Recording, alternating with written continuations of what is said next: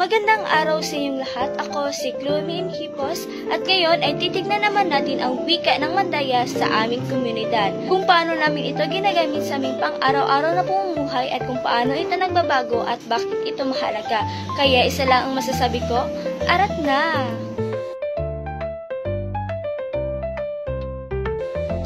Sa aming komunidad, kadalasan gumagamit kami ng Mandaya.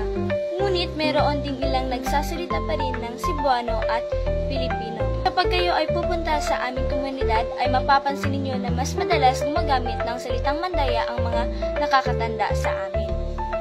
Kaming mga kabataan o ako mismo ay halo-halo ang lengguwaheng aking ginagamit, kaya nagkakaroon kami ng pagpapalit koda kung saan naghahalo ang lengguwahe ng Mandaya, Cebuano at Filipino.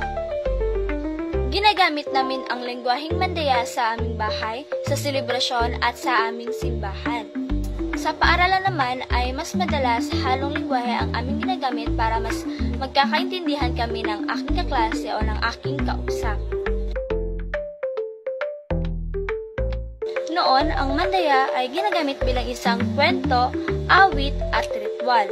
At dahil sa pakikipag-ugnayan ng iba't ibang tao dito sa ating lugar, ay nagkakaroon ng hiram na salita mula sa Cebuano at Filipino.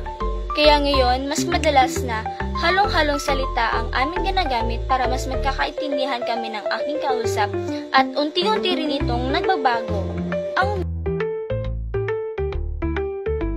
Ang wika ay nagbubuklod sa amin. Kapag marunong kang magsalita ng Mandaya ay ramdam mo na kabilang ka sa aming komunidad. Ang wika ay hindi lang basta isang salita lamang, ngunit ito ay tanda ng aming kultura at tradisyon bilang isang mga Mandaya. Kaya mahalaga sa amin na mapanatili at maipasa ito sa susunod pang henerasyon para hindi mawala ang aming wika ng Mandaya. At dyan nagtatapos ang aking maikling kwento tungkol sa aming wikang Mandaya sa aming komunidad. At kung may alam kayong salitang Mandaya ay maaari nyo ito i-comment sa ating comment section at ingatan natin ang ating sariling wika. Yun lamang po at maraming salamat. Bye!